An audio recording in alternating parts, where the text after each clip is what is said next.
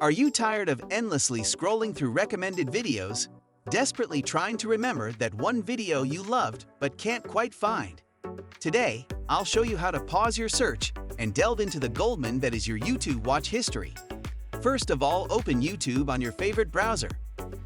Now you are seeing profile icon at the top right corner. Click on it. A drop-down menu will appear. Now you are seeing multiple options. Click on Your Data in YouTube.